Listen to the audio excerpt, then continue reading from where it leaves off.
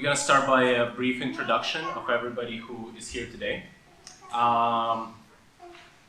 We're joining today to meet the defenders of Mariupol, wounded soldiers from Azov battalion.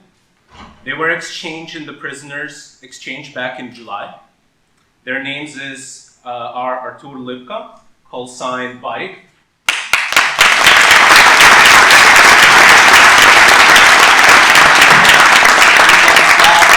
and Vladyslav Zhaivoroniuk.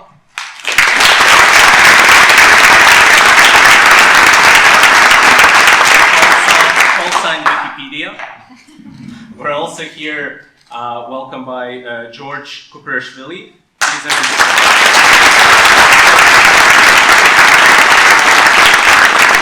He was injured and evacuated on a helicopter from the Azovstal plant, where the heavy defense was occurring between months of March and May. We're also here joined by Yulia Fedosiuk, wife of Artur Fedosiuk, the defender of Azovstal.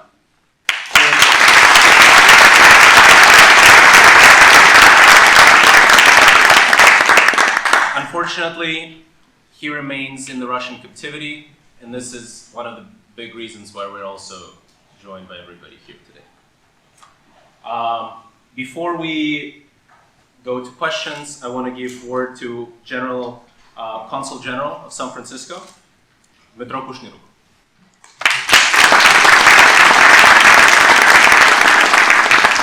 We all are very, very honored to have you guys all here today with us. And it's sincerely, and thanks everyone for coming, and even for such a short notice. And it couldn't be the other way, because you are really the heroes, you're really legends, and you're those about whom we were hearing for a lot of time since this war started, and we're praying for all of you, for all your friends who are defending Mariupol, and now we're so happy to have you here. And even if you are smiling, even for a short time, we are very grateful for everything you have done. And we, again, very happy to have Artur and Vladyslav and Yaryy and Yulia here.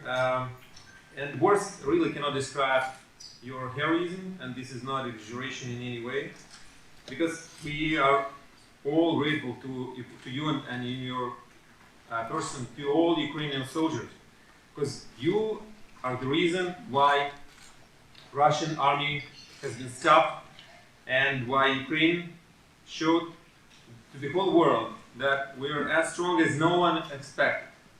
And that is thanks to you. And I'm trying to, when I'm speaking at all public events, I'm trying always to repeat it, that we are grateful for Ukrainian soldiers, Ukrainian warriors, for the fact that Ukraine is standing strong against the Russian army. And as you also heard, recently 215 more Ukrainian defenders have been released in exchange of 55 Russians. And we hope, but unfortunately not everyone is released yet, and we hope that it will be done in future, and Ukrainian political and military leadership and our intelligence services are working on that very highly to make it happen. As all of you know, today Putin made his crazy speech in Kremlin, right? Announced the so-called annexation of parts of Donetsk, Kherson, Lugansk, and Zaporizhia Oblast, which of course has no legal consequences, so it doesn't really change anything. And his speech was in fact anti-civilization, imperialistic and full of lies, and against Ukraine and against all civilized world. And President Zelensky said that there's no sense to continue negotiations with Putin. We're ready to negotiate, but with a new president of Russia. And Ukraine submitted application to join NATO. And Russia has committed another act of terror. It attacked with missiles the Zaporozhye, where 30 people have died, 88 were injured. Among them are 3 children, 11-year-old girl, 14-year-old boy, and 3-year-old girl was injured. And so that again, that shows that Russia is a terrorist state. And Stanford, Mr. McFaul is part of that group, expert group, together with head of President's office, Mr. Mat, who have worked out the document showing and proving why Russia has to be recognized as a terrorist state. But again, we are all have a chance to be here today to discuss the fact how we can move in this war, and only thanks to those guys who were standing strongly and protecting Mariupol till the very end. And that help, that is incredibly strategically important. And as you know, these days, maybe like in a couple of days, we'll know another good news that Ukrainian army will be able to liberate Liman, strategically important point in Donetsk region. This is happening while Putin says that they're going to do everything to kind of, defend or protect the Donetsk or something else. So Ukrainian soldiers are showing in reality and proving what the Ukrainian heroism is.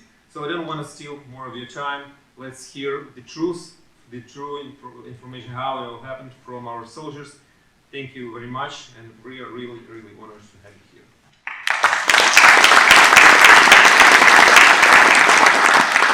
So first we will open it to a panel. We'll ask a couple of questions, and then once we're done with our questions, we'll ask audience to come in and ask questions that they might have. So we'll start by saying again, thank you so much for being here. And then our first question is, please give a short introduction about yourself and let us know what brings you to the United States today. We can start from George or the guys. Слава Україні! Вітаю!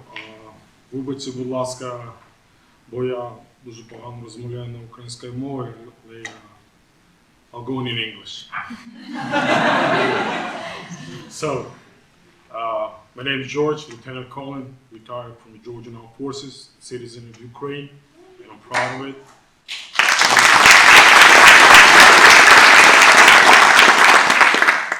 I'm one of the co-founders of Azov regiment, not a battalion, it's a regiment.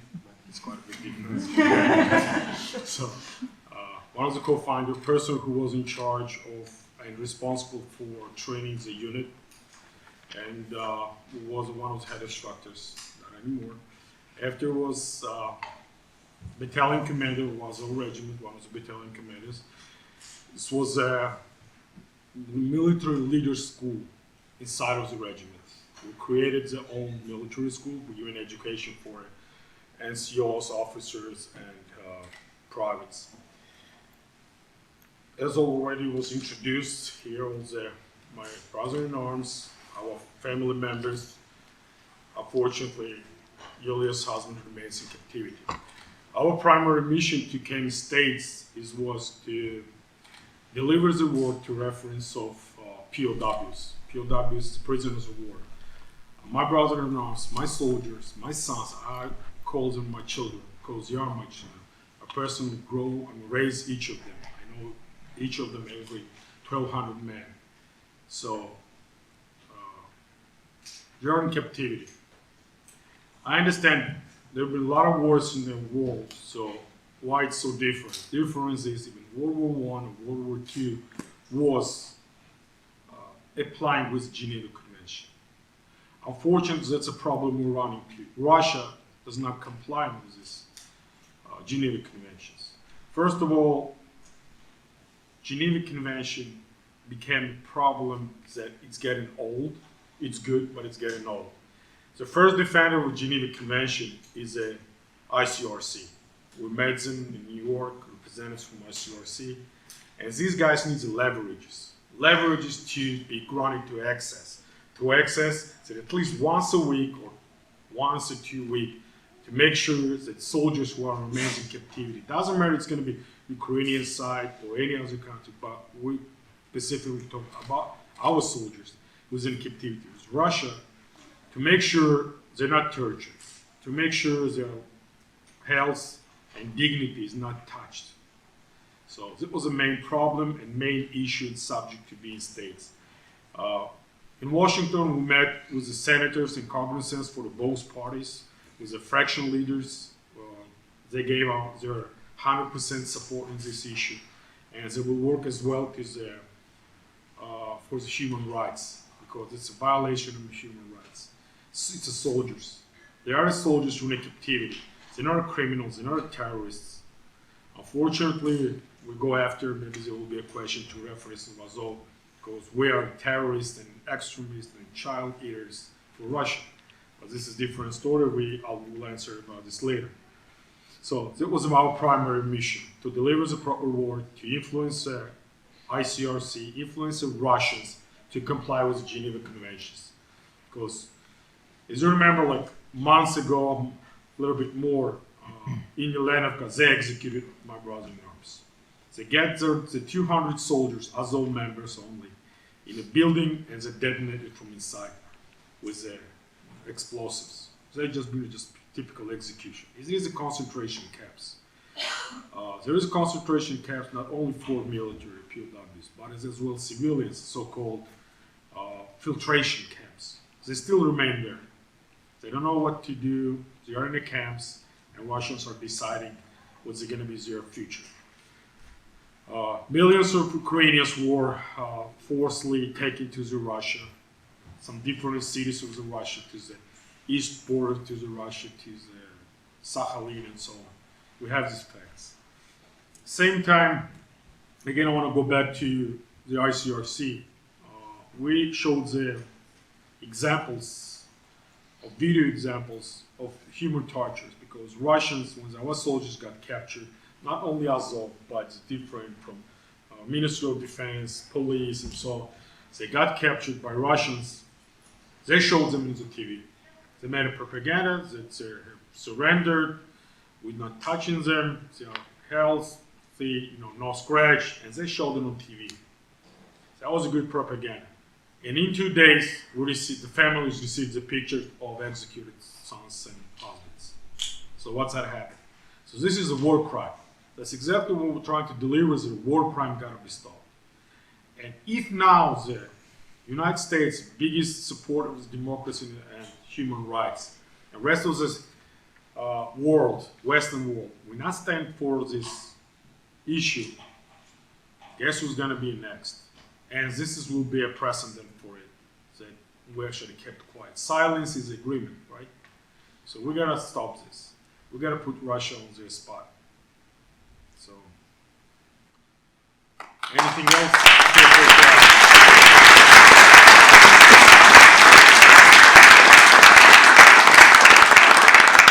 I'll direct my next question for any three of you, maybe Vlad or Artur will say something.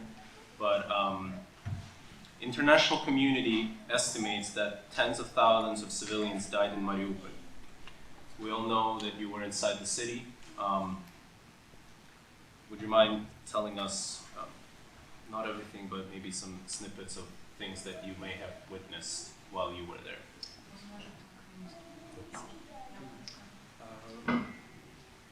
А мене вибачте, що я погано розмовляю англійською, але там щось можливо там постараюся. Vladyslav just said, I'm sorry, I'm not speaking English really well. So. Стосовно цивільних в Маріуполі, це, знаєте, це можливо унікальний такий випадок взагалі, коли російська сторона зовсім безкарно для себе знищила таку кількість цивільних. І це не перший приклад, але це найбільш такий масовий приклад впродовж цієї війни і взагалі за останні, там, мабуть, 50 років, якщо не більше. Regarding the civilians in Mariupol, it's one of the first unique examples of what had happened to civilians while Russia, as an aggressor, killed them, thousands of them, and has no punishment for it. And it's the first unique example in a way that the world has seen it, but unfortunately it's not unique in a way that it didn't happen anywhere else in Ukraine. It happened to a lot of cities. So imagine the city full of life, full of happy citizens. This city in Ukraine was maybe the One of the fast-growing city. It's a port city, so you can understand there are a lot of ships, trade, and so on. So it was very vibrant, very fast-growing city. Maybe it will be easy for you to imagine this because it's a really nice city near the sea, like this city near the ocean. And after Russia start this Invasion, aggression. yeah, this full invasion in Ukraine. So Russian soldiers, for Russian soldiers, doesn't matter civilians in the city. Anything of civilians. For me, I was in the city all time of defense of Mariupol. It's hard for me to tell you fully about parts of this of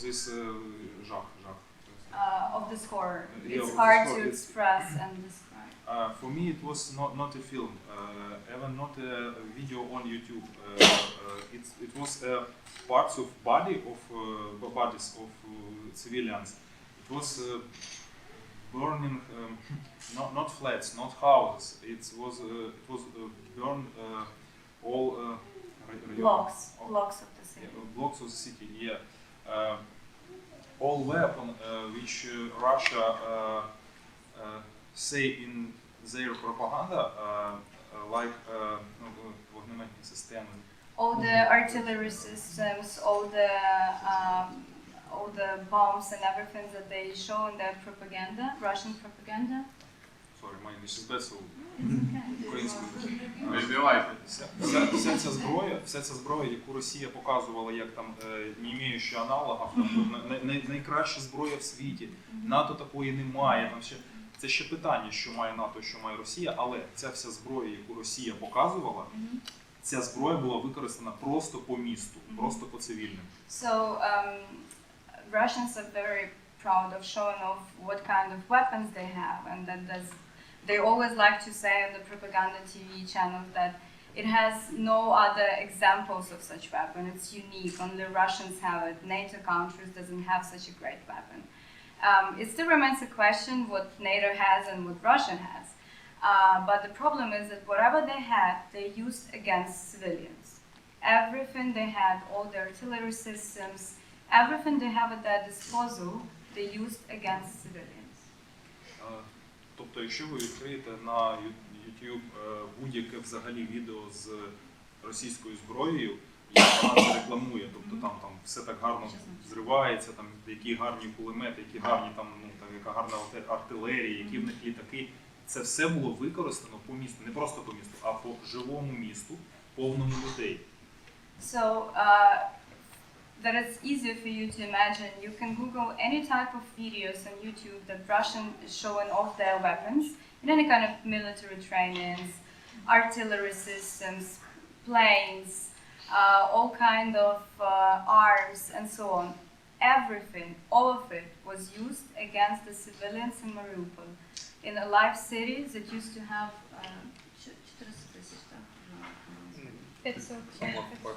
500. Yeah, it was used against the civilians in a city with a population around 500,000 people. Just imagine that. І на даний момент, наскільки мені відомо, нараховано близько 100 тисяч загиблих. Важливо, це кількість могил, які ми маємо, але до цього числа ще ніхто не додавав кількість людей, які вигоріли повністю зі своїми будинками, тіл яких ми не знайдемо.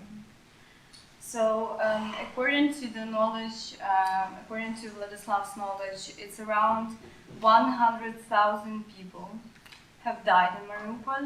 Important to note that it's only the graves that were found. 100,000. We could not even start to estimate how many people were burned in their houses, how many people died under the rebels, how many people were burned on the streets, and the remains will never be found. So 100,000 is an estimation only according to a number of graves that is known to be present there. І це не були цивільні, які там були якісь більш там глибинні, ніж інші. Це були випадкові люди. Деякі люди залишилися разом зі своїми сім'ями у своїх будинках, куди влучили снаряди.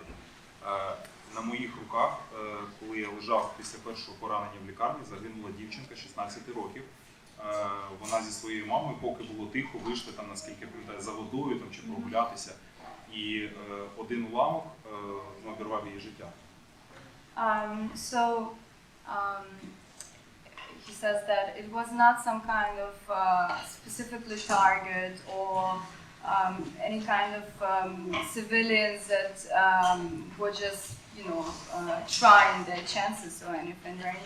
They were regular civilians who stayed in Mariupol, who were their homes, who stayed with their families, and who were simply trying to hide in their homes, in the basements, anywhere they could. And Vladyslav shared the story that when he got injured, when he was in Mariupol and was in a hospital,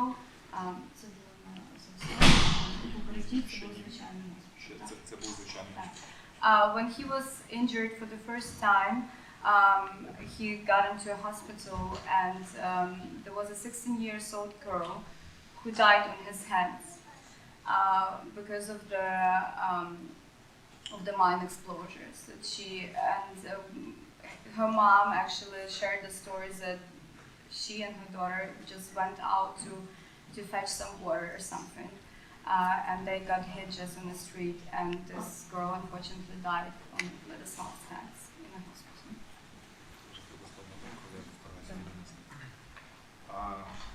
Тому дуже важливо, щоб ви намагалися уявити взагалі таку війну, таке знищення міста. Для росіян це було лише точка на карті. Їм потрібно було контролювати лише точку на карті. Будь-які жертви для неї це було не принципово, скільки загине. Нових жителів вона навезе туди сама, якщо їй це буде потрібно.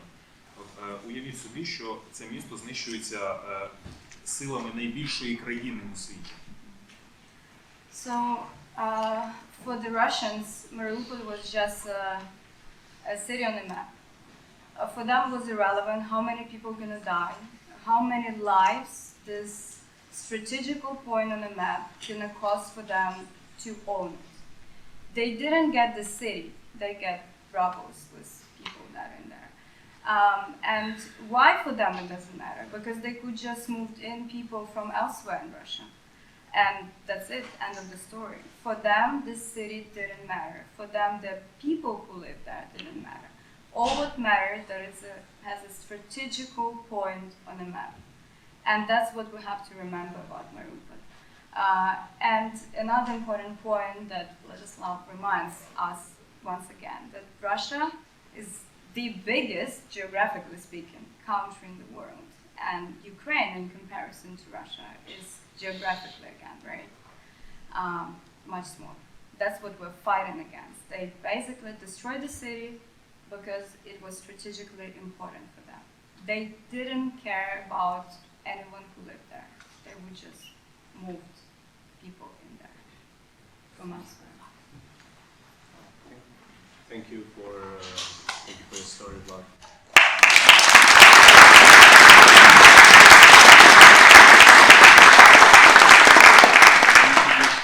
To Yulia to ask why is she to let us know what brings her to the United States as well. It's probably an obvious question we all I want to give her a chance to speak. Thank you. Now, I'm sorry for my English. It is not perfect, but I will try to do my best. First of all, I want to thank all American people and Ukrainians in the United States who are supporting Ukraine. Actually, we are winning in that unfair and bloody war because of you too. We are very grateful for that, and we appreciate that so much. My husband Arseny, he became a soldier just after he was graduated from historical department in one of the oldest and one of the best universities in Ukraine, Kyiv Moghyla Academy. And he became a military as a volunteer. He was not a professional military. Now, during these 8 years, he is defending Ukraine, defending our common values, defending me, actually. I haven't seen him for more than 6 months. He was participating in defense of Mariupol during the siege of Azovstal, and he was wounded there. Now he is in captivity for almost 4 months, and I haven't heard from him. I actually don't know his location, his conditions. The only thing I know is that he is dead or sane. My soul, he is in the arms of enemy, and that's why I'm here, begging for help, asking for help, because I understand that Russians are not following Geneva Conventions. Actually, they broke all the rules of humanity, and they are torturing and killing our people. Maybe at the same moment they are torturing my husband, and that's why we're here, to rescue our soldiers, to rescue our prisoners of war, and we will be grateful for all your help. And glory to Ukraine, glory to Azov regiment.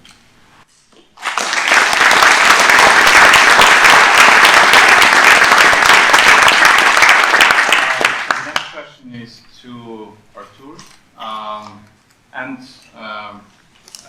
other Azov fighters can answer that as well if you have more information. But what you've noticed is that there were not really any reports from Red Cross visiting Azov fighters and giving any data on what's going on.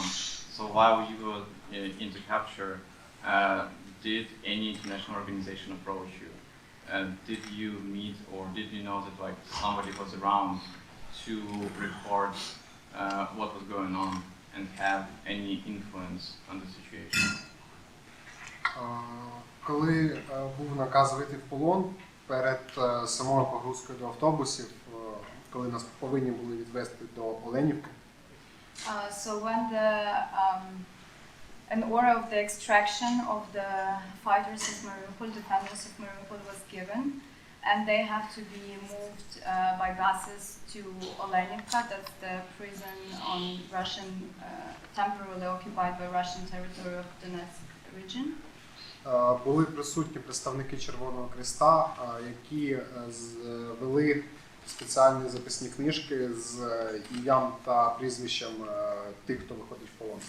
And there was some Red Cross representatives, Red Cross members, who were making a list of everyone who were coming out of the Azovstal steel mill and making basically just a list of first and last names of everyone. І це був перший та останній раз, коли я бачив Червоний Хрест, когось із представників Червоного Хреста за весь час полону.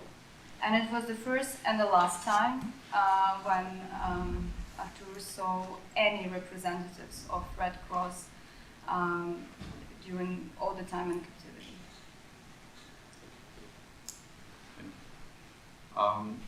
Were there any other interactions that you've seen?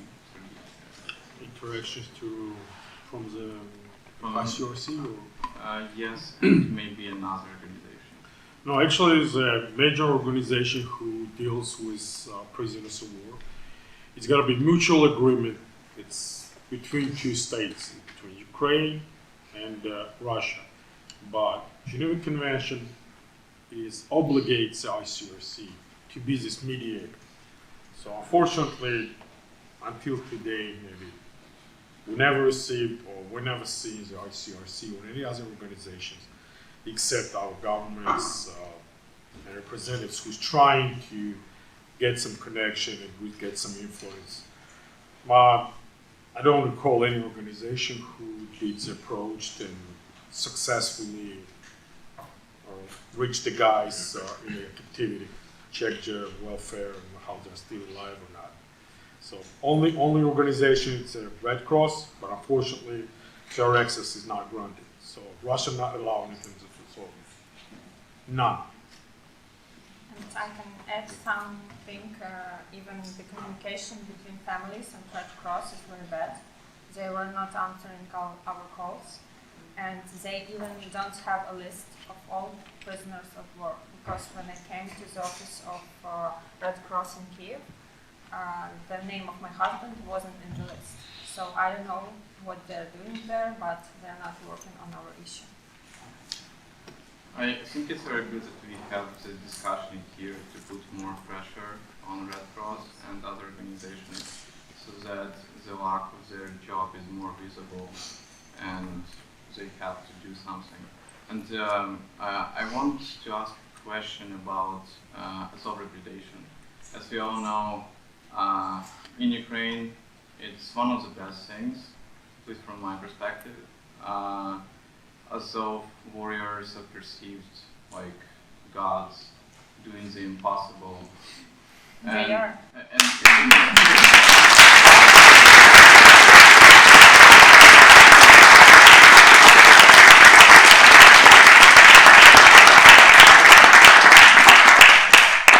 However, when I look more at the Western media, it for some reason doesn't portray those things that I know, those things that matter, and instead they show something completely different.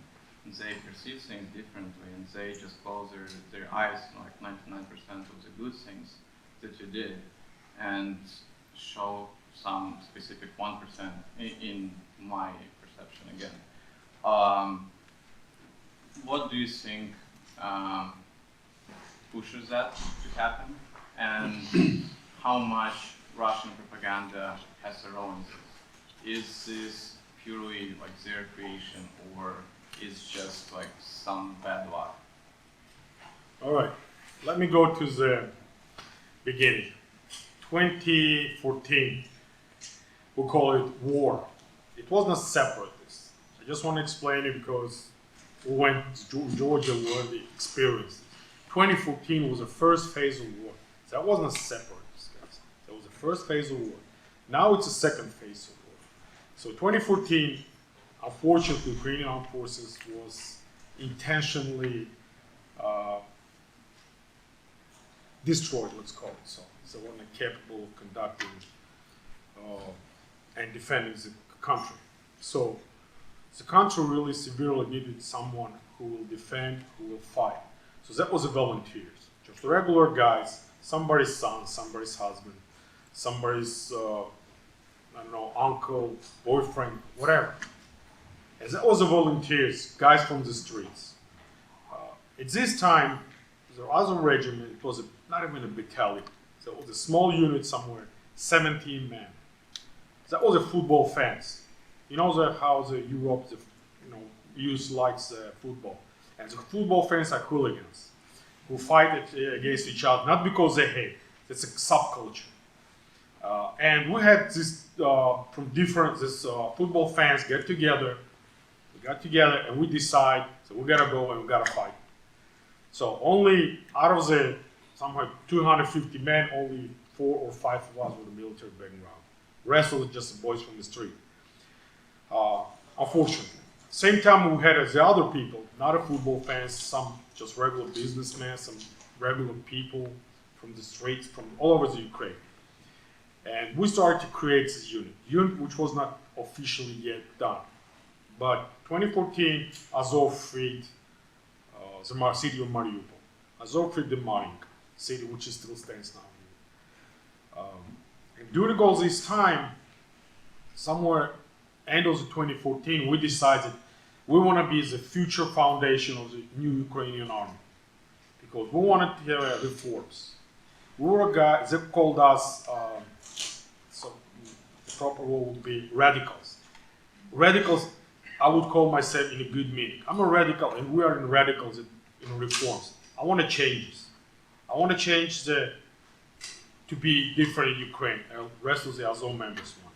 So we decided to create Azov, the official part of the government structure. Azov is officially, since 2014, part of the regular unit, special force unit of the National Guard of Ukraine. It's not a private army, it's never been a private, But Russians see, because in volunteers, we start receiving people in 2014 from Russia. People who fought inside of Russia against Putin's regime. We started receiving the volunteers from Belarus, who was against Lukashenko's regime. We started receiving guys from Georgia, and from all over the world. We had the Jews, we had the Georgians, Belarus, Russia, Tatars from Crimea. So it's already in the beginning it's absurd that we are some kind of, what was it called? And that was a unit which was really battle capable, and the Russians needed a good reason just for their population to explain. And they called it Nazis. And Nazis was not enough, they need something more, they call it neo-Nazis. After neo-Nazis got kind of old, they started, okay, they're eating the children. Well, actually, they're small children.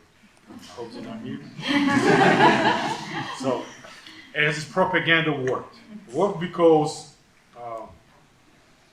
we as a unit, first of all, for the unit, when we said, we had some people, of course, with different subculture, different ideas, different visions.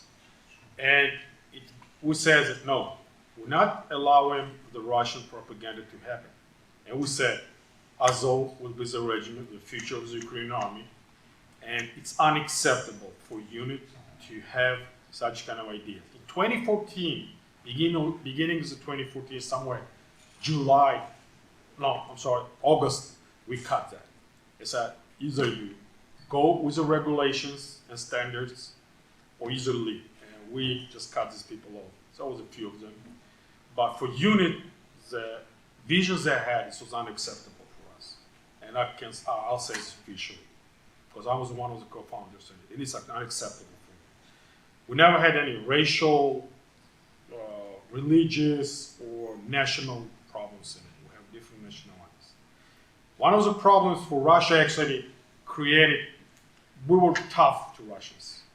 We actually, I don't want to use that word, but went rough on them. So one of those they used as a propaganda of a symbol, as you see here. Some of you may think, oh, this looks like some Nazi symbol. No. We never actually declared officially explanation, because we're a unit. We're not allowed to, according to the rules, do go on the press and do the kind of explanations. That's a government supposed to do. Government in the beginning, 2014, was quite weak and never cared about it. So it just went, and Russian propaganda worked. This symbol, it's not a wolf sign, which is Russians want to call it, it's from German symbol. No, it was a simple 2 letters. Every unit should have a unit which is wants to be in a history as a future and base as a good basis for the new army. We need to have a symbol. Symbol was an eagle, and as you know, eagle has it's a high spirit, it's achievement, it's a leadership, it's a vision. Starting from the Egyptians, Romans, every country had that. And we had this symbol. But we needed our symbol, which we gonna be a core. As I said, 2 simple Latin letters. Nothing behind it. N, letter N, and I. National idea. So national idea for Azov regiment was one word, Ukraine. Strong, united, sovereign Ukraine. Unfortunately, there was not explanation from our side. We tried sometimes, but we had a lot of, doors were always open for media. But most of them played their role as they wanted. The story was, they wanted some story. So always delivered the story which was really truth. So I'm saying officially, this is 2 simple N and I. National idea. That's it. Nothing the story behind us. It's not a wolf killing and trapping and some kind of thing. That's it. And I want to add Okay. some facts. Actually, most of militaries of the regiment, they speak Russian language, and they are from eastern parts of Ukraine. And actually, I think that is the main reason why Russian propaganda focused on them, because they are broken the Russian narratives about language problem or something like that. Also, during the siege of Mariupol, one of the biggest LGBTQ organization in Ukraine, Ukraine Pride, they supported Azov. The chief rabbin of Ukraine supported Azov. Everyone are supporting them, and I think that these guys will not do that if the Azov regiment soldiers were neo-Nazi.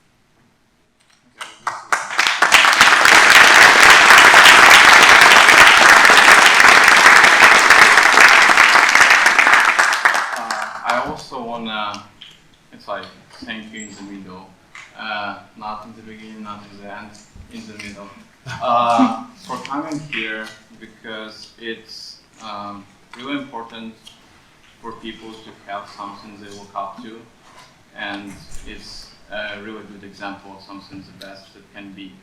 And it's very disheartening for us to not being able to speak and express ourselves when Azov is being used. It's also been part of us organizing this event.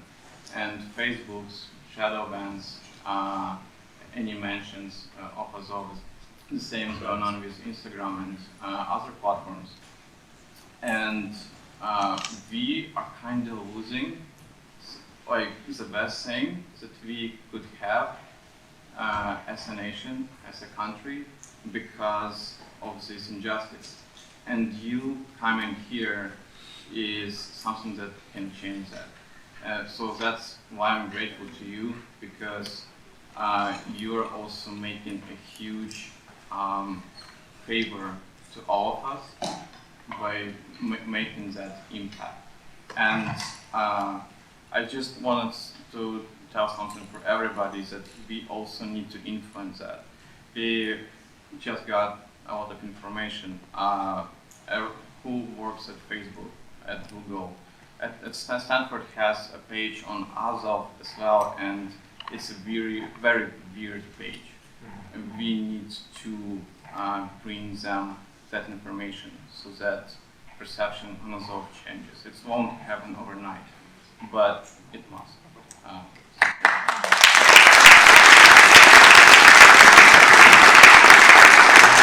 First of all, it's an honor that you having us here in Stanford University.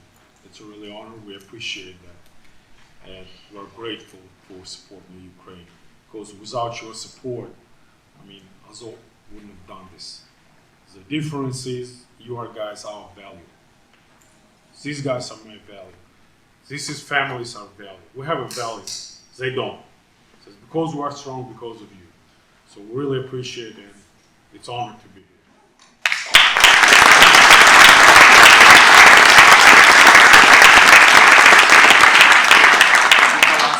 Ask the last question.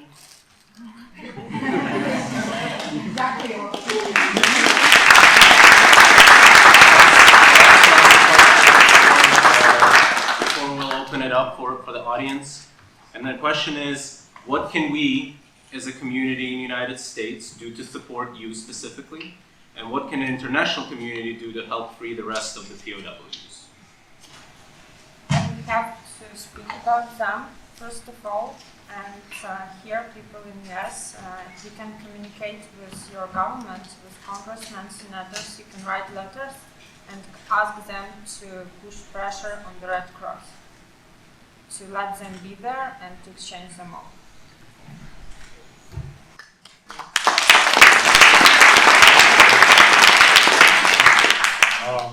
I just said a couple of words.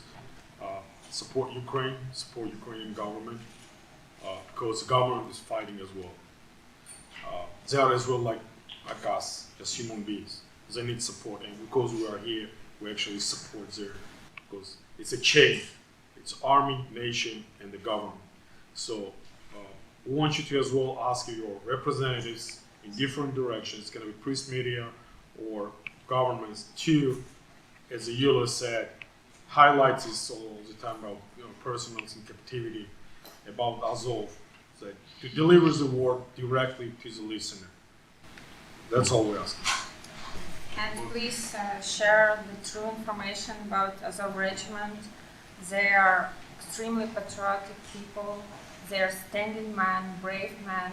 They are ready to die for Ukraine, and actually they did that in Mariupol, and they were defending us, and now we have rescued them.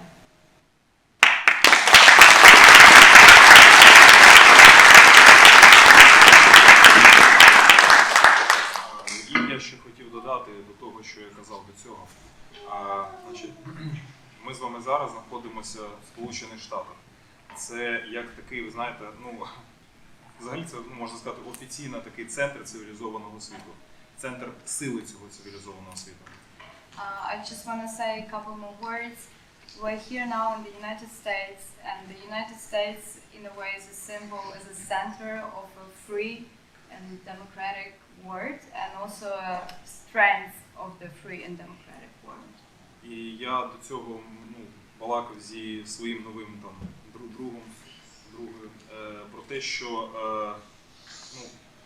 зараз ми в одному з найбільших університетів Сполучених Штатів, взагалі світу. І університети – це як центр для всього нового. В цих місцях народжується взагалі новий світ, цивілізований світ. As he was just speaking to some of the new friends here, that we're at the university, one of the biggest and most famous universities in the world, and universities normally are the places for creating something new, for something new to be born, for some new ideas to be born. Російська Федерація – це центр іншого світу, це центр якогось старого світу, в якому лише фізична сила має значення. Згадайте, як працюють у них закони. Вони там не працюють, там є лише закон сили. In opposite, Russian Federation is a place, is a center of an old world, where only your physical strength matters, nothing else. And how do the laws work there? They don't. І Україна зараз воює з центром оцього старого світу, цього нецивілізованого світу. Світ, який порушує всі міжнародні правила, порушує всі конвенції, порушує всі норми гуманітарного права. And Ukraine now is fighting this old world, world that only understands physical strength, and the world which has broken all possible international conventions and laws. Україна воює за весь цивілізований світ. І це Україні дуже багато чого коштує. Це коштує дуже багатьох життів солдат. Це коштує дуже багатьох життів цивільних людей. Багато солдат гине, багато солдат знаходиться в полоні. І, як вже казали мої побратими, в полоні для них не працюють міжнародні організації, не працюють якісь норми гуманітарного права, конвенції. And Russia is basically uncivilized world, and Ukraine is fighting against it, but Ukraine pays an extremely high price for it. Ukraine pays with the lives of soldiers, Ukraine pays with the lives of civilians. So many soldiers are injured, so many soldiers are in captivity, and once again, in the Russian captivity, any international law, any Geneva Conventions articles do not work. That's the price Ukraine pays every day to fight Russia. Уявіть, якщо Україна програє. Це значитиме, що оця позиція Росії, її стратегія в тому, що лише сила має значення, вона виграє.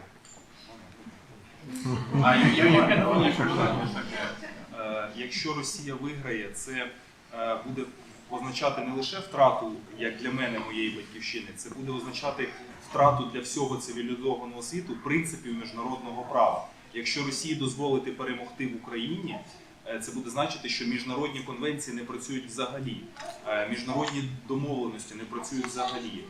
Тому Україна бореться за цивілізований світ. І потрібна ваша допомога, як представників, як громадян цивілізованого світу. Тому що ми боремося за цей світ. Нам потрібна ваша допомога. Just imagine if Ukraine lose. Just imagine that. It would not mean just to lose Ukraine as my motherland. it would mean that any international agreements, any international conventions, any international laws do not work. It means if Russia wins this, it means that nothing matters but physical strength. No international agreements, no laws, no civilized society norms means anything. If we let Russia win, it means that anything that we're so proud of all the international agreements, conventions, communications, they simply don't matter if Russia wins this war. And we need your help in not losing this war. We need your help in winning this war. We need your help as citizens of civilized, democratic country.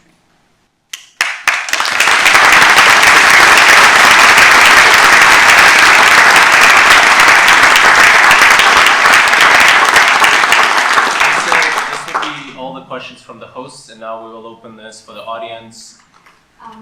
Thank you so much for being here again. I recently was home back in Dmytro, and a lot of conversations are around how society can be grateful for the immense gift and that you're giving to us to have a hope for independent Ukraine, to be actually not to have a hope, to believe that we will win and that it's going to happen very soon. So my question is whether you thought about re-entering the peaceful time, and how would you envision civil society to be grateful for what you've done in a specific way. So someone says it's a free education. Do you actually need it? It's a real estate, it's a free medicine. So, but I want to really clearly understand what it is that you feel will justify it, and what can we do as civil society to make sure that you understand how we appreciate all the work that you are doing. Let me say it this way.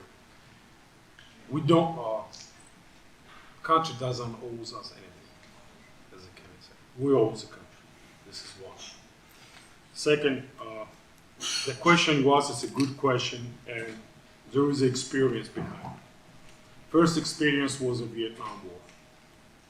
Second experience, for example, Soviet Union had after Afghanistan war.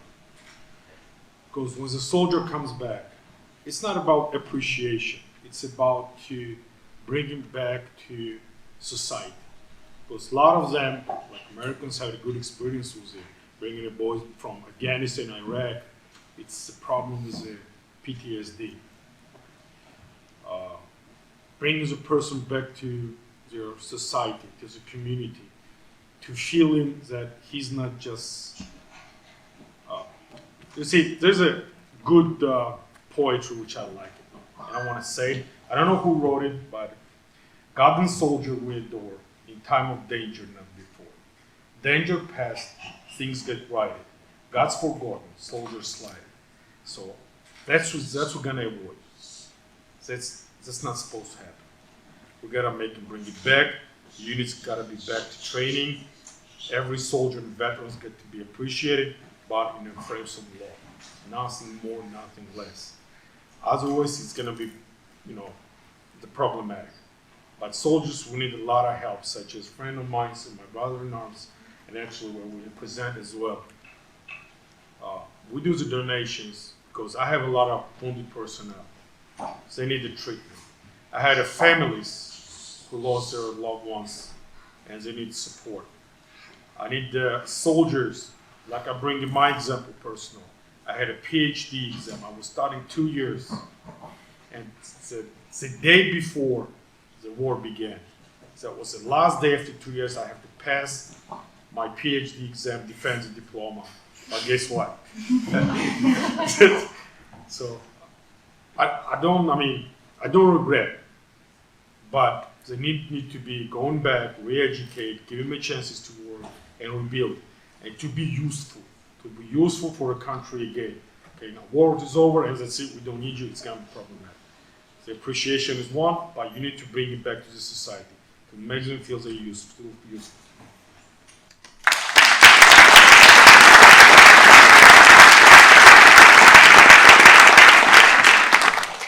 Thank you for coming. We can't take nothing. My name is Josh. I'm a student here and involved in some of what we've done.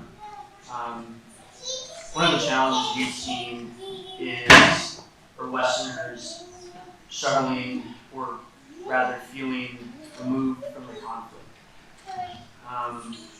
What we would like to know is, what would you say to those individuals? If there's one thing that you wanted Americans and Westerners to know, what would it be?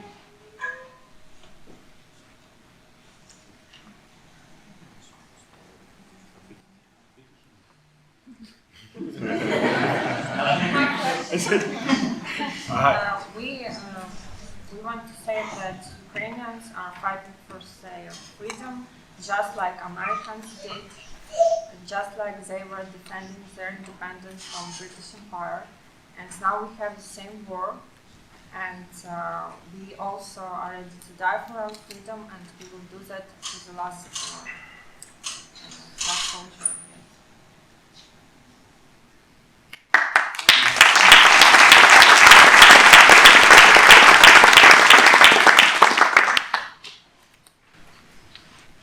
Привет.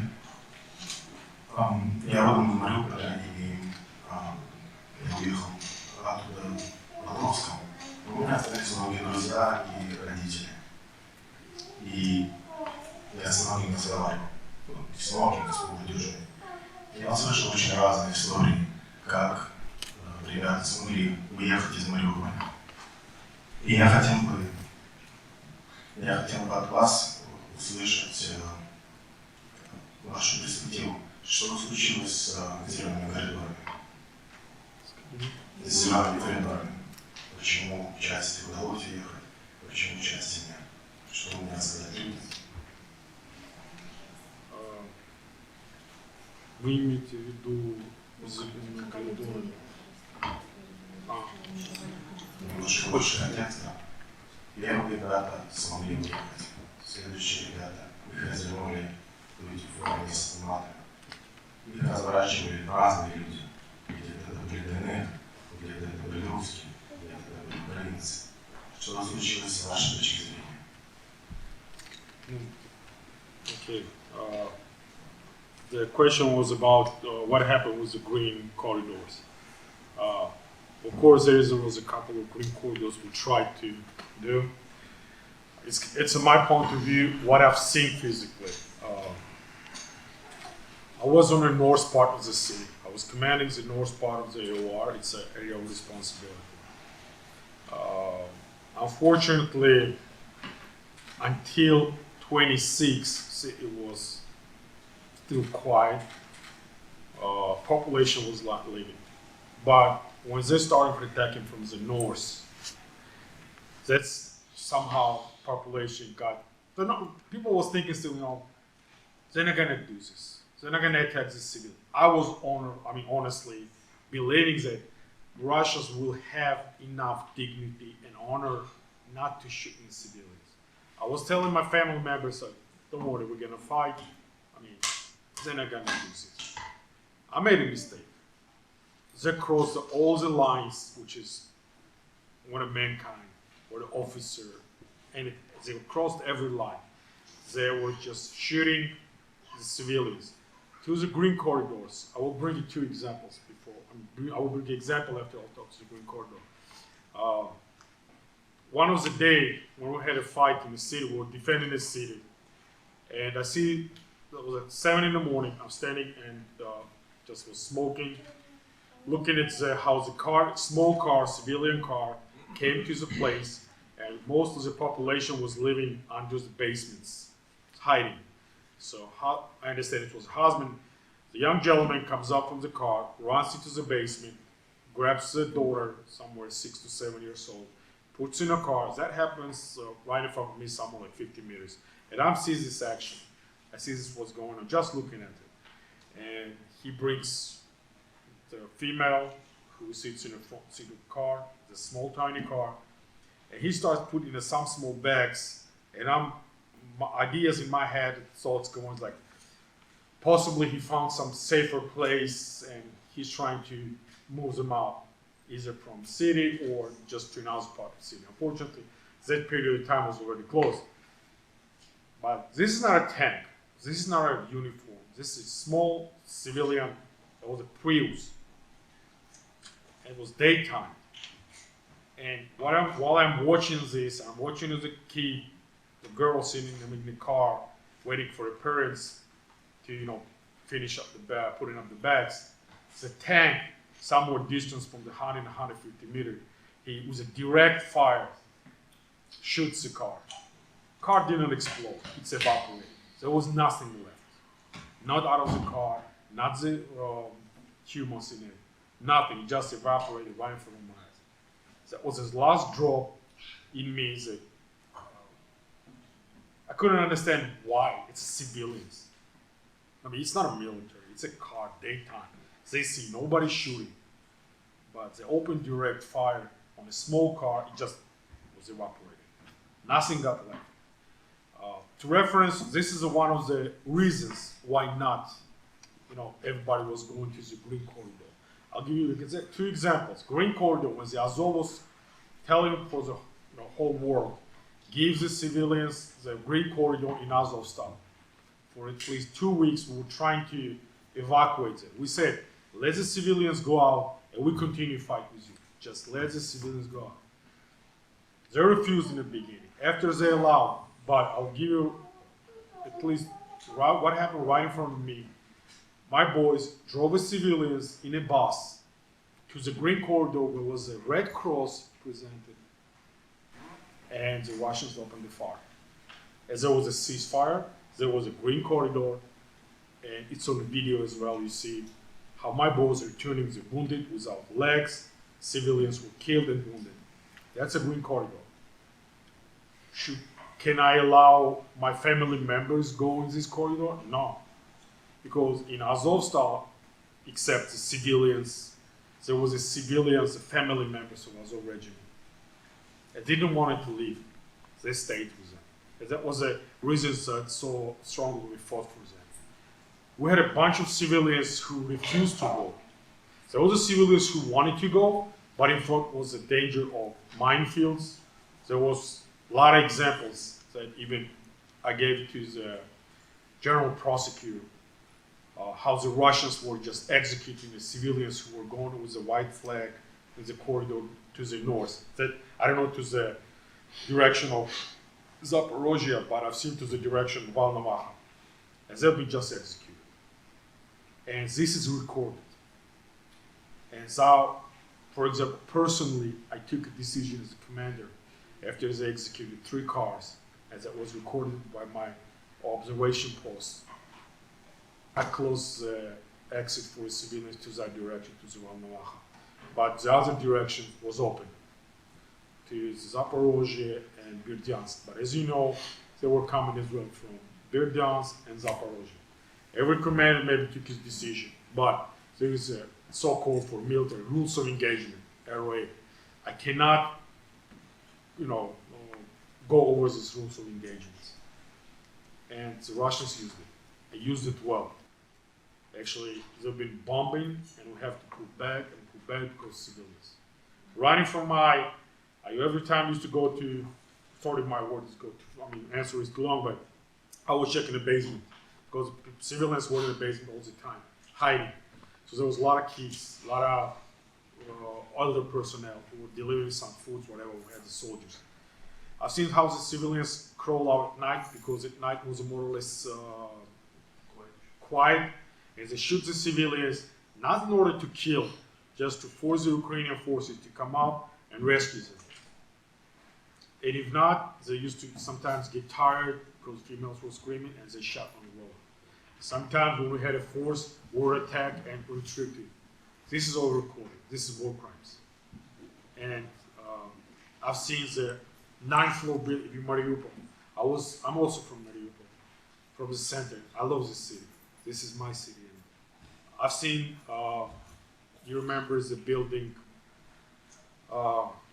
with the cross, big, how to call this, underground There is a 9th-floor building. It just collapsed.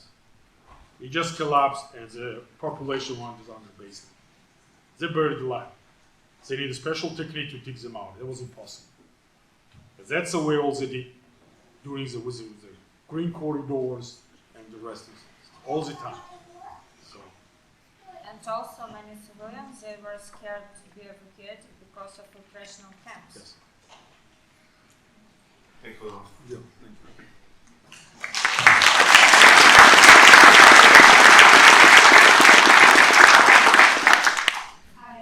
My name is Nadia, and I am from Ukraine. I moved to the United States when I was only 15 years old. And one of the things that I just keep thinking about ever since, all this started happening is I grew up in a Ukrainian-speaking household. My grandparents, all my friends, all my family, we all spoke Ukrainian. I have not spent a second of my life learning Russian, yet I'm fluent, I understand it, I can speak it, I have friends who spoke it, and there was a lot of debate about how language, what role language plays in this war with Russia. And my question is, how do you guys think going forward for my kids, their grandchildren? Do you think there's going to be a change, or do you think this is just something that's going to happen?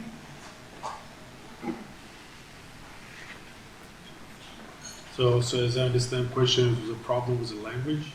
Well, for me personally, I never had an issue with the language because I always spoke only one. I knew the other. But for a lot of people, the language became a problem recently. And do you think that going forward, I know there's a lot of Ukrainian people who were speaking Russian at home, but then they started to change and they started to teach their children Ukrainian. And just going forward in Ukraine, do you think we will continue knowing Russian language, or is that something that will stop, should stop, or do you think that really doesn't matter out there, and how much is that? I think that Ukrainian identity includes both Ukrainian and Russian languages, because many of us speak Russian. I'm from Lviv too. I speak Ukrainian, but my husband, he speaks Russian, and our kids will speak Russian and Ukrainian. I think that problem is not real, and actually that problem is artificially highlighted by Russia. Yes, encouraged by Russian, and we could not help them to do that. The boys speaking in Russian. Azov, 90% speaks in Russian. We never had a problem with it. I speak in Russian because foreigner, but I clearly understand Ukrainian language, finally. I mean, but I still have problems with Zakarpattia. I think you guys have the same problems understanding. I'm still trying to work with it. I mean, I think it's just a made-up problem. The Ukraine never had this problem ever. But I'll tell you what, the language is the identity of the every nation. So they're just speculating on this. Americans were speaking English when they were defending from British Empire, so that is not a problem. That is a war about values, not language.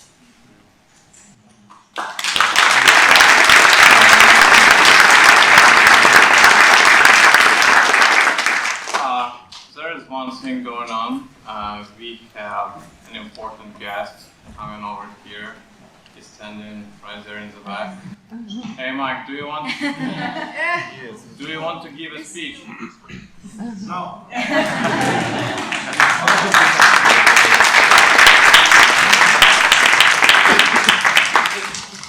Just let me say, I said one thing. Yeah.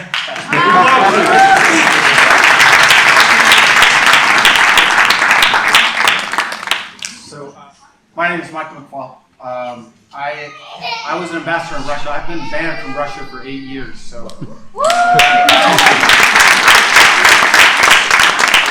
But what I really am is two things I want to say. I am a professor here at Stanford. I've been a professor here for 30 years. I have taught in this room before. And on behalf of Stanford University and our community, it is a great honor that we can welcome you here today. That's the first thing I wanted to say.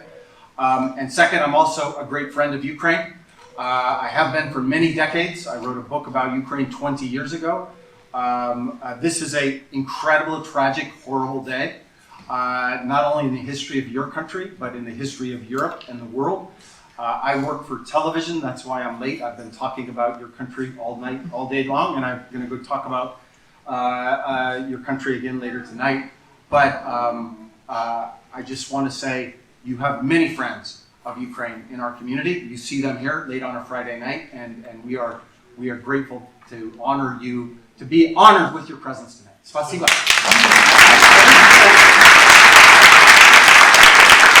And the last thing you said, I don't speak Ukrainian, and I'm embarrassed by that fact. I am learning.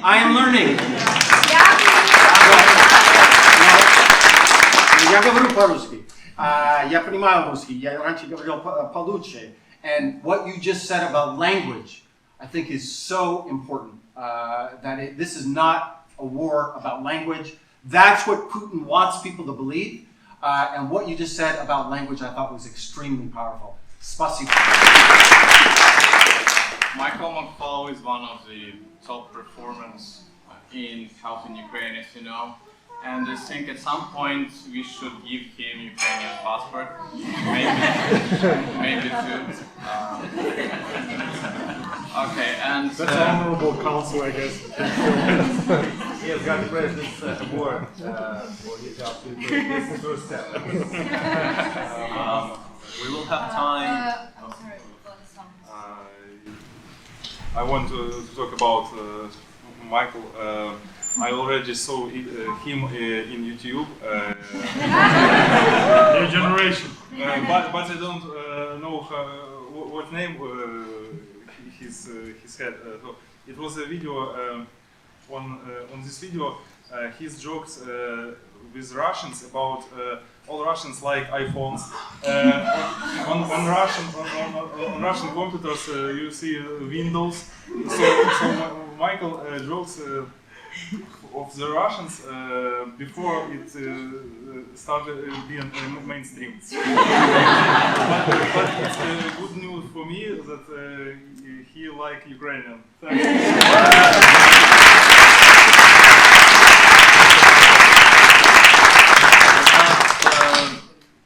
Time maybe for 2-3 more questions, and then we're gonna wrap. We have 4 people standing there right now, about 10 minutes left. And one more. Well, okay, 5. About Mariupol. Okay, so let's make it like quick questions, not to dive too deep into details, so that everybody can ask a question. Yeah, straight to the point. Слава Украине. Я скажу раз по-русски, потом просто по-английски. Ребят, уже очень ни о чем на первом мире, очень редко встречаешь людей, которых можно реально сказать, что они герои. Вот. Сейчас герои называют там кого угодно, свидетелем, который делал свой вклад. Но, наверное, первый раз в жизни я вспоминаю с людьми, про которых реально можно сказать, что они герои с большого буквы. Вот все. Спасибо вам огромное.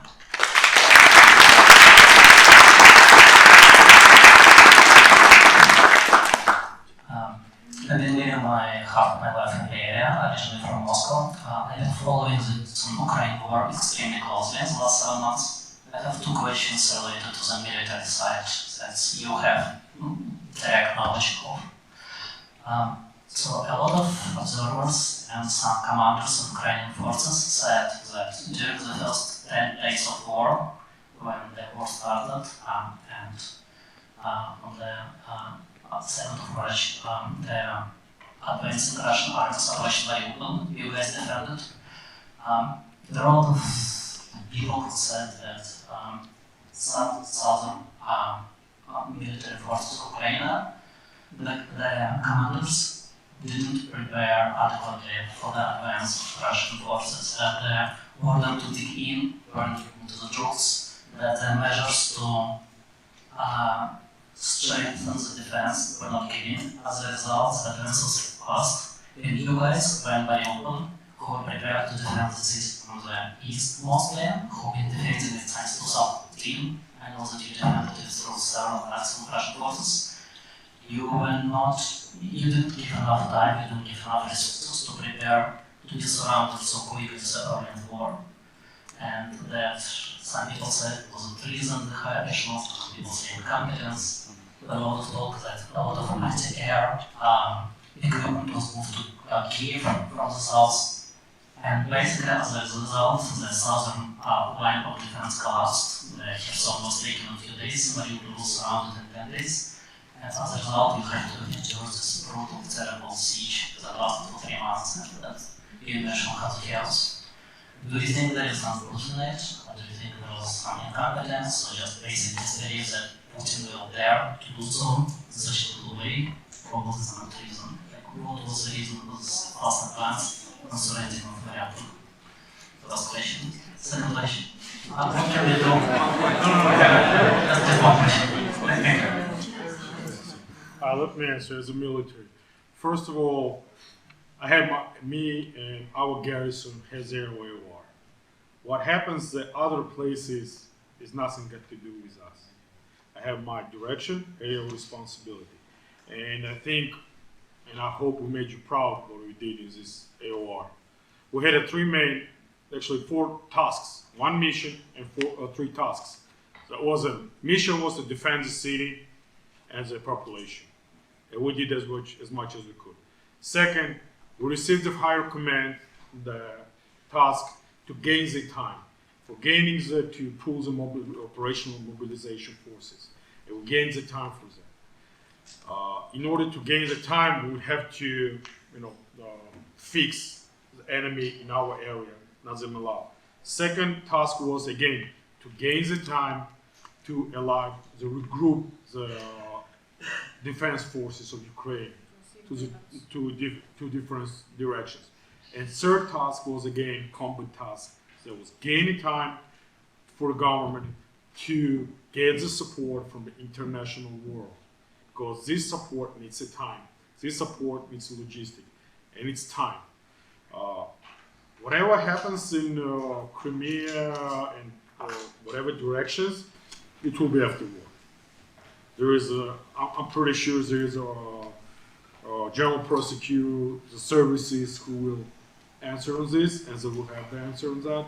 And I'm pretty sure the government will stand in front of people as will say what happened. But right now, we've been tasked, we fulfilled all these tasks as much as we could, and government doing what it's supposed to do, and he's doing well right now. And I'm supporting them all the way.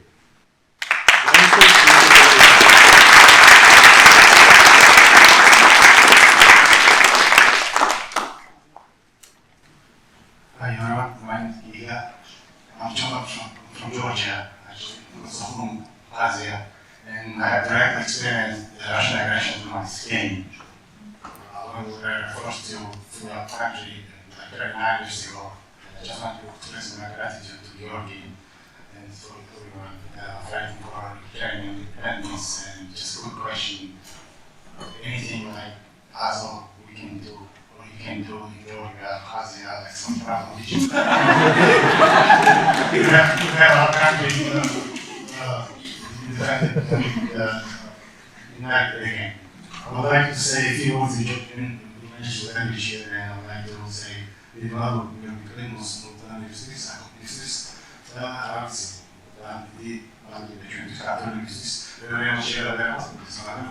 Zhaivoroniuk.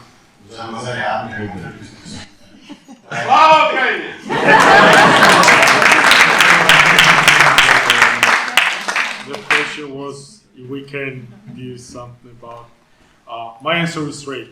Georgia is the electric tied to the Ukraine. If the Ukraine, everywhere I meet the governors, presidents, any chance I have, I say Ukraine is a gate. If it falls, this gate. What's the gate and wall is for? To protect. If it falls, that's it. So I advise, and I'm telling everybody, these gates need to hold. It needs to hold their ground. In order to hold the ground, Ukraine needs support from all over the world, especially my homeland's future directly is tied to Ukraine.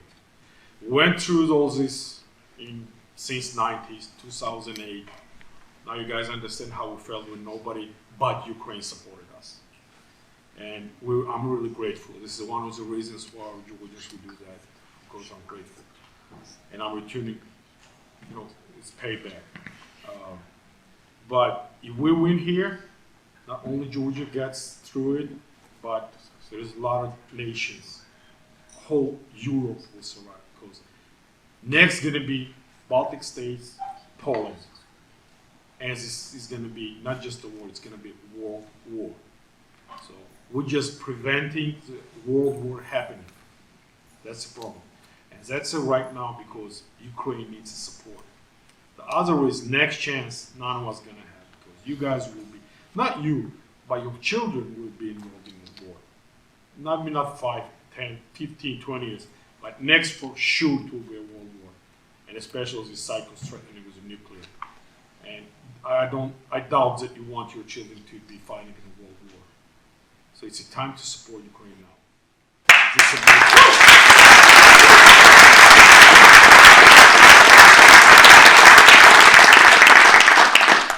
Слава Украине!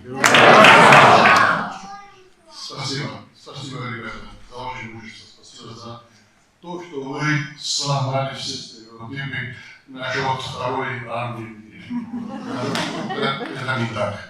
Это не вопрос у меня, а больше просьба. Скажите, пожалуйста, что нет у них, что у них вами разваливается, что все за нас больше оптимизм, что вы знали еще раз рабочий курс, что какая армия развивается, деградируется, пополняется, чем пополняется, что случается. Скажите, что у нас больше оптимизма, и мы смотрели на вас больше уверенно.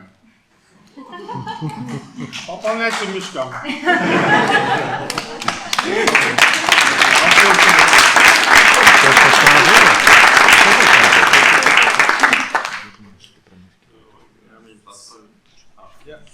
That's it? I mean, that's all we can do. I mean, imagine this is biggest army.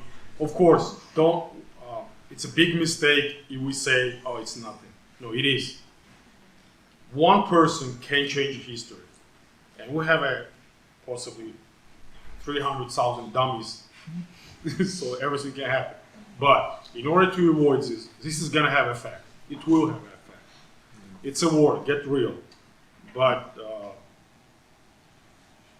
I got nothing to do. I mean, nowhere to go. I'm standing, and we're standing to the last point.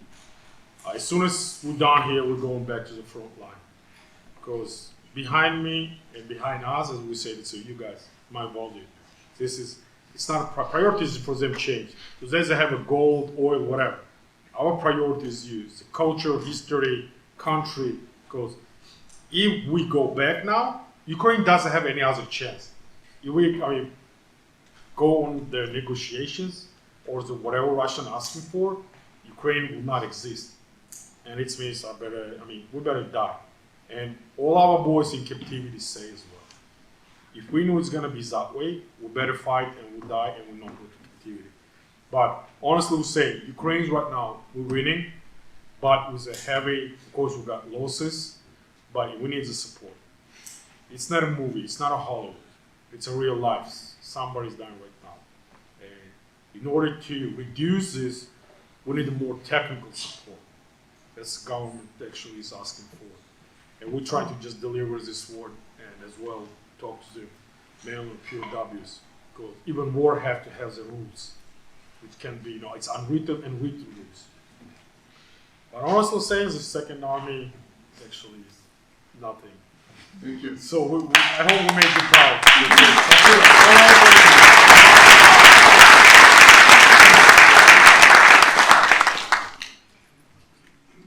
Доброго вечора.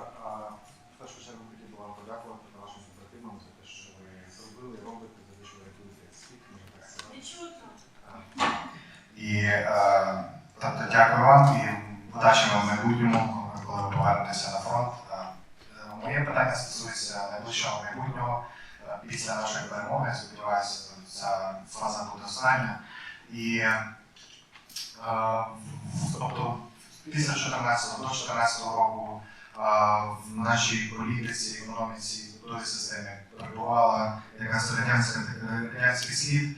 І зараз багато людей на своїх місцях роздягатися, вигуки «Слава Україні» робити далі, тягнути цей слід після нашої перемоги. Чи є в батальйон Азов, як в батальйон з національною ідеєю, з радикальними ідеями, план на внутрішню політику, на як будете вкладати, чи плануєте ви допомагати, так мовити, в внутрішній політиці в нашій країні? Позбавлятися від цього радянського сліду? First of all, after the war, when we win, first of all, we have a good chance. As we said, we want to be a future, an example of a future good Ukrainian army, and that's what we're going to continue. We are part of the Ukrainian army. We're not involved in politics. Azov, nothing got to do with the politics.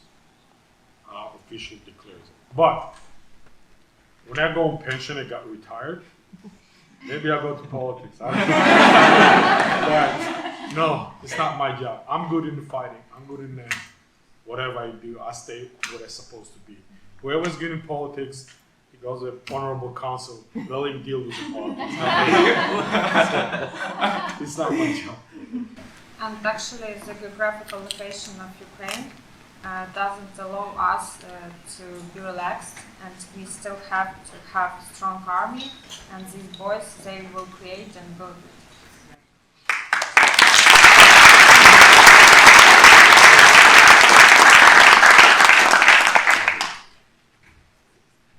Здоровенький були. Москаль з Москви. Багато років вже живу в Каліфорнії і працюваю для нашої московської газети. То, що ви робите, це, я не знаю, як сказати, я розмовляю звичайно, дуже приємно зараз наблюдати тих людей, які зараз підтримують проект. У меня вопрос на русском языке. Мы занимаемся тем, что пытаемся привить пропаганду, пытаемся побороть каким-то образом обойти эту пропаганду, которая засела в гражданах России. Я уже много лет пишу про одного человека, который родом из Мариуполя. И многим кажется, что он будет баллотироваться на пост президента в 2024 году в России. Такое, ну, как бы вероятно. Это Дмитрий Саблин. Вы говорите, что вы из Мариуполя, он из Мариуполя. Сегодня мы на первых фронтах всех российских телеканалов. Присутствует там в Мариуполе и, как бы, ну, вроде местные герои. Мне хотелось бы вас уточнить и спросить вас, какое отношение у вас к этим людям, как Дмитрий Саблин, потому что в российском правительстве очень много людей, которые родом из Украины, сегодня выступают за эту смертоносную войну в Украине. Спасибо. Yeah, so the question was, Pascal, right, your name? Pascal. My name is Vital. Vital. Oh, sorry. I heard Pascal, so my bad, sorry. The gentleman was introducing himself, saying that he's originally from Moscow but lives in the Bay Area for a while already, and tries to fight with the Russian propaganda that is many Russian citizens live in. And he was asking about one person, one prominent, apparently, Russian politician who's originally from Mariupol, and rumors has it that he's going to try to become a president of Russia in 2024. And he's going around all kind of TV channels and stuff like that, saying that, actually supporting the war. Obviously, he's in Russian government. And the question was about how people like our soldiers, defenders of Mariupol, what they think about those people who were originally from Mariupol and walking around Russian government supporting the war? That's the question. Ну, я отвечу вам на русском, я тоже русскоязычный. Вот. Не обижайтесь, но мне кажется, вы очень долго живете в Америке и, возможно, очень много общаетесь с украинцами. Это в Америке есть выборы. Выборы по-настоящему, когда выбирают человека, ну, большинством, это демократия. Вот. Это в Украине есть выборы, когда там один президент не нравится, другого президента выберем. Не понравится, третьего выберем. Вот. В России выборов нет. Там есть цирковое представление, которое должно выглядеть как выборы для цивилизованных стран, чтобы показать, что ну якобы мы тоже часть этого мира. Ну хоть вот на вот столько.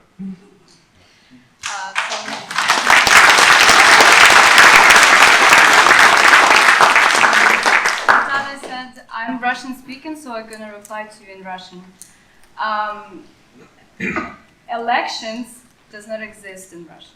They do exist in US, they do exist in Ukraine. You go vote, whoever is got elected became a president.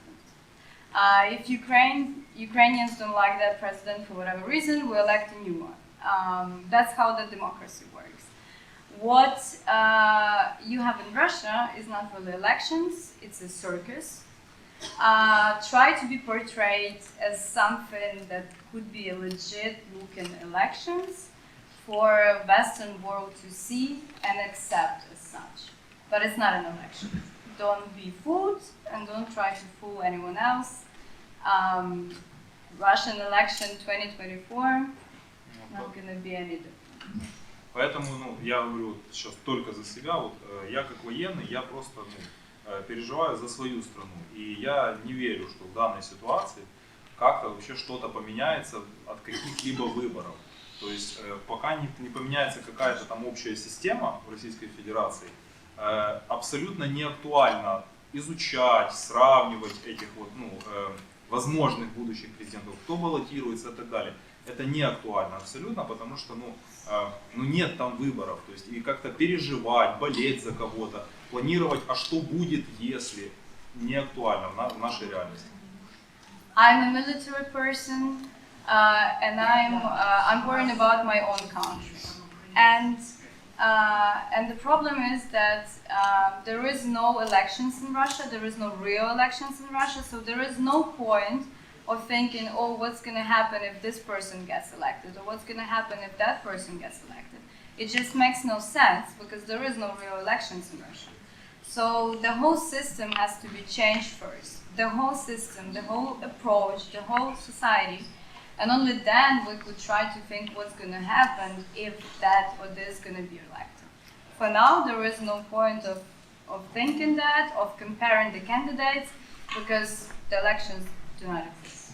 And for us, every person, it doesn't matter he or she is Ukrainian or Russian, if that person is working for Kremlin regime, he or she is an enemy.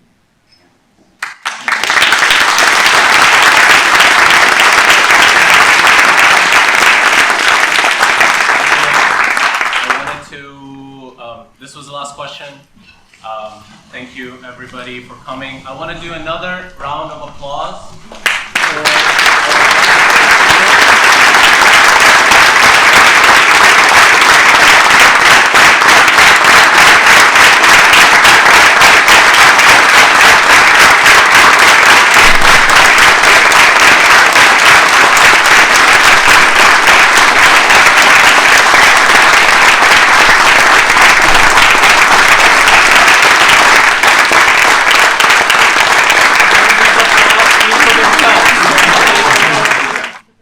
Слава Україні! Героям слава! Слава Україні! Героям слава! Слава Україні! Героям слава! Слава нації! Смерть ворогам! Україна! Понад усе! Путін! Somebody had to do it.